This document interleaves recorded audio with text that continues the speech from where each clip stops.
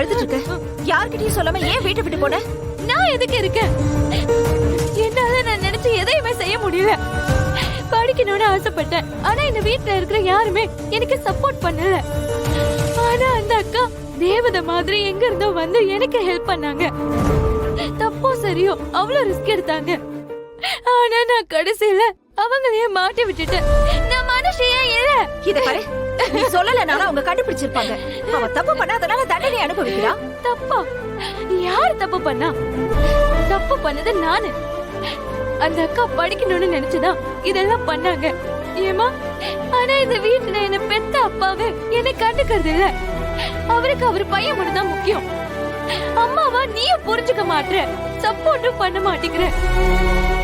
என்னால எனக்கு பிடிச்ச மாதிரி ஒரு வாழ்க்கைய வாழ முடியல.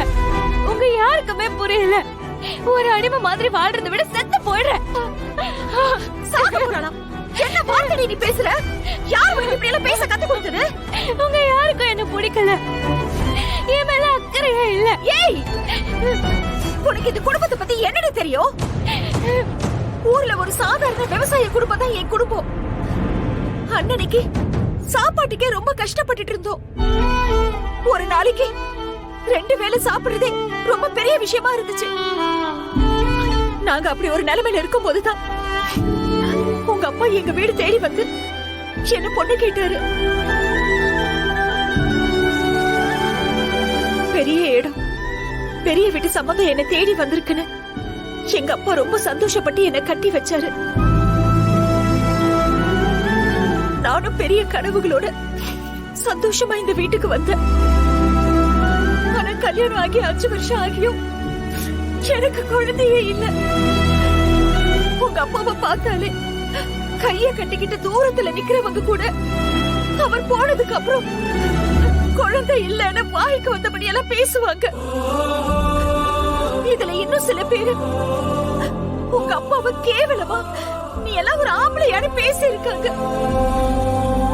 உங்க அப்பாவை மட்டும் இல்ல, நான் எங்க போனாலும் மத்தவங்க எல்லாம் கேக்குறது விசேஷம் இல்லையா விசேஷம் இல்லையானுதான்.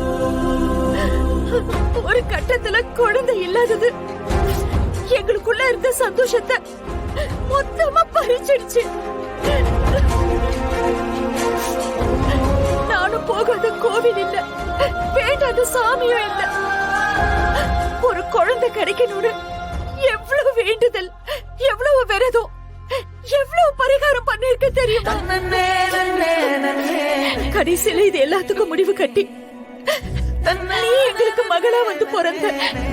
நாங்க தொலைச்ச இந்த சந்தோஷத்தை திரும்ப எங்ககிட்ட கொண்டு வந்து கொடுத்தது நீதாம்மா. இந்த குடும்பத்தோட முதல் வாரிசு நீதான்.